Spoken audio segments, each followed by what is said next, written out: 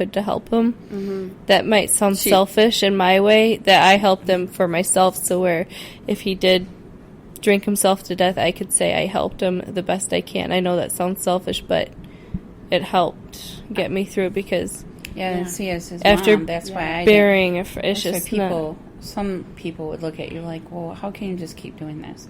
And like the therapist, of course, he's talked about it, and I'm sure he's told you, and just let him die then. Just let him die, you know. But yeah, I'm like, you can't do that. That's but not she wanted me to just take care of me and worry about me. And there's different. She'd there's say different he was ways taking me on the.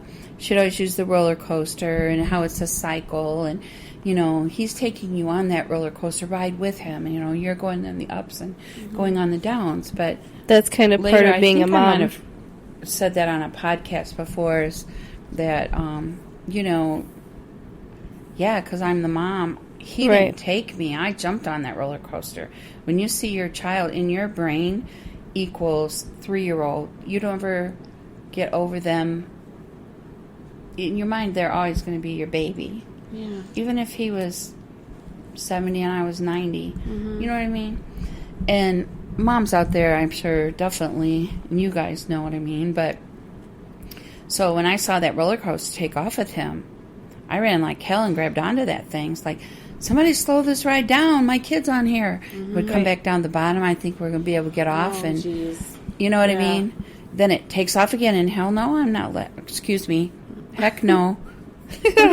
Sorry, Chris. Right. Sorry. Chris's mom. Or Corey's Chris. I don't know. Because it's cute how he says it. Sorry, Corey's mom. But he says it was such frustration you could say, in himself. sorry, Corey's friend. Yeah, sorry, Corey's friend. But you know what I'm saying? It's like, I am not letting go of this roller coaster till the damn thing stops. Why am I cussing so much? I don't know. Because it's you. It's in your blood. It's like, in your soul. Getting into it. Yeah. That well, is I mean, you, I'll tell Sandra you for D. sure is that, I mean, even just meeting you guys, you know what I mean? Like, it's almost eerie, not gonna lie, like the Twilight Zone, because in my family, I'm the Corey. You know what I mean? Yeah. I put my family through hell and back, and my mom grabbed onto that roller coaster just like you. I mean, it's like, crazy. That's my child. It's really I'm crazy not letting go of this roller coaster. Exactly. And my family members, my brothers and sisters, same thing. Aww. You know what I mean? They literally like mourned me. Like, it was almost like, we haven't heard from Marnie in a while. You know, we don't know if she's alive or dead. Right. And it's almost like, I know just from hearing from my mom is they would say, have you heard from her? Like, well, if I haven't heard from my mom, like if they hadn't heard from my mom about me, then they know that I'm most likely alive. Right. Like, that's what they were going on. I mean, that's what their lives had come to. It was like, and then my mom, bless her heart, and my dad, but my dad not so much as vocal about it, but, you know, she grabbed onto Al-Anon, which, to those of you out there who know what Al-Anon is, it's, or don't know, rather, what have you, it is a fellowship that is meant for family members and loved ones of people that are alcoholics or addicts, for them to go and kind of work through their feelings about their place and part, you know what I mean, and to sort through, I guess, kind of like how to handle us, pretty much. me saying me as an alcoholic, how to make your life because it's fitted in. Yeah, so you're able to live your life exactly, and it's about letting go, but not because it's. I don't know. I mean, I grew up in a family where alcoholism was present, so I'm familiar with that. That's a whole nother podcast, I'm sure, but you know, I mean, some people, you know, say that Al-Anon is, you know, has helped them get through a lot. Some people, just like how people find sobriety, how people find recovery, everybody like finds AAs it for some their people own, their own way. But I mean, my mom literally was waiting for the other shoe to drop. I mean, hospitalization after hospitalization, after rehab, after withdrawal symptoms. I mean, you know, I forgot what it was like to feel healthy anymore. And it was depressing and sad. And, you know, there was no, and I felt like there was no there was nothing to fight for really anymore. Like I felt like I had messed things up so horribly that it was unfixable. And, you know, a lot of people feel that way. I'm sure those of you out there that are listening that, you know, are, you know, struggling either currently or are new in recovery, because that's kind of what this podcast is about, you know, is to, you know, it is a day at a time, and it is, you know, dealing with your feelings. I mean, they say, whoever they is. Right. I've thought about that before. Yeah. They say that, you know, the best thing about, you know, being sober is you get to feel your feelings, but the worst thing about being sober is you get to feel your feelings. So, you know, man, mad props to everybody out there who's, you know, just every day doing the next right thing. And, you know, sorry, I'm getting like all emotional and stuff. No, You are, but do it. Good though, because it's coming out of you. It's something you need to. Yeah. What'd you say? Oh yeah, I know. No, I was just making a joke, but it was an inside joke. That went through my mind. Yeah. So, no, but I mean, so anyhow, I don't know. I listen to the podcast quite a bit, and I know you all are. I think I might have listened to one or two. Oh yeah, sure. You take notes. From the beginning, You said, there are a few I gotta missed. apologize to Chris for Corey. Apologize to Ryan for Corey's behavior. Right. How come? Corey did this. I'm saying you take notes. Oh, on yeah, every- well, I do. Yeah, I think I've made this. I think I've fine-tuned. Oh, she this does podcast. really. I didn't really think you Corey took notes. joked that I was the producer but one she night. really does.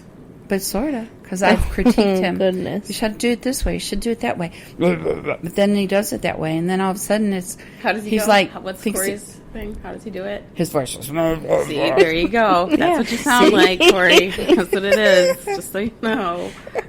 I don't even know if I I know, have we a Corey discovered voice. Kylie does voices too. And so I told Marnie, I said, well, I guess you know where they got it from. Right. And then I I'm don't saying, know. oh, Let's geez, the voices in my head. I said, I can't help it. They're just there. The voices in your geez. head. I can't think of It's a okay Corey unless you're voice. doing that too. I have my brother Jerry's voice. Don't do that. Oh, we all Never do do that him again. perfect, though. That really is Jerry's voice. I don't know. I don't think, Jerry, Yeah. you listen to this, and I love you, but Mom dumped out her whole Coke in the car. I don't know. That is not how it's going to go. We are going to go there, and that is just it. I don't know. Jerry, I've never heard him, but I bet you sound pretty serious. Like Yeah, that's he's how he good. talks. Yeah, And you're he's both nodding funny. your head, so I'm assuming. Well, that's anybody pretty who ever close. does And Jerry we will always say, laugh. that's really Jerry. Whoever does it. Now, He's when very you easy hear to him do. talk like that, when you meet him, you'll laugh. Whenever he gets stern or like upset about something, you'll have to giggle inside You'll because be it's so laughing funny. your head off at him, and then And then he'll be he like, does "Oh, a yeah." Jerry dance. We call it where he gets up and he's mad and he'll get freaked out and dance. Oh, I've seen Corey do that a couple times with him living here during these last few years off and on. And Corey, It's kinda it's like a that Winfield sometimes. dance. We'll call it. yeah, that Nice. must be the Winfield dance. Nice. Good. Having a stroke. Having a stroke. Right.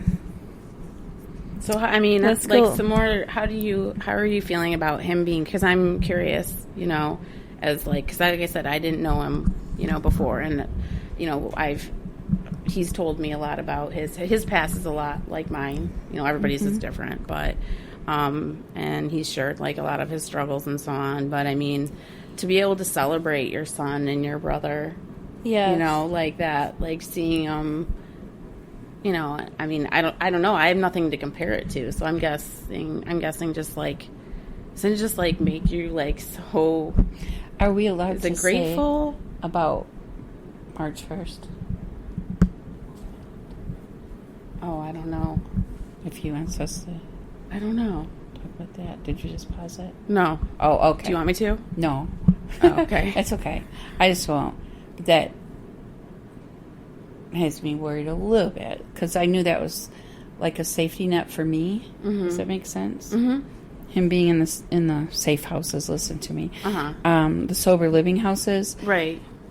I've been able to just breathe, you know, Yeah. and just not forget about him, but just rejoice over him and that I know my son is happy, and it was like, I know that I was keeping him safe. Mm-hmm. It's not going to be there. But yet, on the other hand, the new path, is just going to be new for me. It's new feelings for me. You know, if you didn't love your kids, or you're going to always be some part of their life in your head, if anything. You know, I'm sure there's people out there, their kids take off and they never hear from them I've heard of people, I haven't talked to my mom for 5-6 years, or crazy things like that, and that happens. But if that did happen, you still somewhere in your self know that you have a child. Yeah. I don't even know where I'm going with this conversation. Well, no, I mean, I see what you're saying, because I think a lot of people that have loved ones that are that have chosen to, or taken the route of living in sober living homes, it's that one extra piece of security that you can have, right, that you know that there's someone else that's checking in on them, or someone else that they need to be accountable for. Accountable for themselves in theory, but being held, held accountable for, curfew and, responsibilities and hygiene, and, obviously the most important would be, staying sober, and, there's that piece. Now, I mean, for me, I've lived in sober living in a couple different situations, and I'm telling you what. You say? I have, yeah. In Ann Arbor, I did, and also in Traverse City years and years ago, and in all of my experiences in sobriety and what have you. But, sober living is an amazing thing, and it's something for anybody who might think of that as being an option. It's an opportunity to have somewhere that's safe. You can practice it. That you can practice living sober. I mean, and the thing is, too, is I think people get scared of it because they're thinking, like, oh, God, I'm going to be in this house with, like, a bunch of dudes that I don't know, and, and then I got to follow rules. It's like, well, yeah, but, I mean, what's your other options? I mean, and really, it is truly, like, weighing your other options, where you're at in your recovery at that time, and being able to, and what I tell people that have gone, what I told myself is, just think of it like this is just like a sliver of time in your life. I mean, this is just like, this is a really critical moment, for you to kind of like, really, you have a chance to breathe. You have a chance to really evaluate, like, where you're at. You have responsibilities. You have to go to meetings. You have to, get up in the morning and make your bed and, do some chores. But in essence, there's really not a whole lot that you need to do that's not what you should be doing anyway. And, that's true. And so...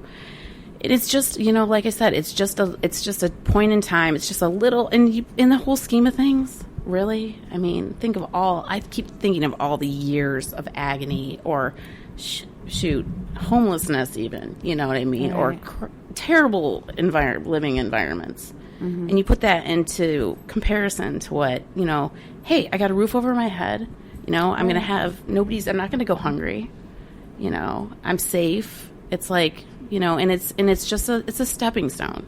It's a stepping stone for you to find what's your next move. You know what I mean? Right. And I think people get scared off, like they get there and they're going to get stuck, and that's not it. It's there for you temporarily to use what it has to offer you, and then and grow and prepare yourself. Because it's not the real world. Right. The real world's out there though, and you're going to have to deal with it. Yeah. Eventually. So, I don't know. That's just my little soapbox situation on the whole sober living. My, I'm sure maybe Corey's told you or not, but Mike's sister, my sister-in-law, and she's my age, and she battles with addiction. And she just finally came clean. We've known it for quite a few years. Well, she stopped cold turkey for a while, but she was still doing it, and that's been 10 years ago.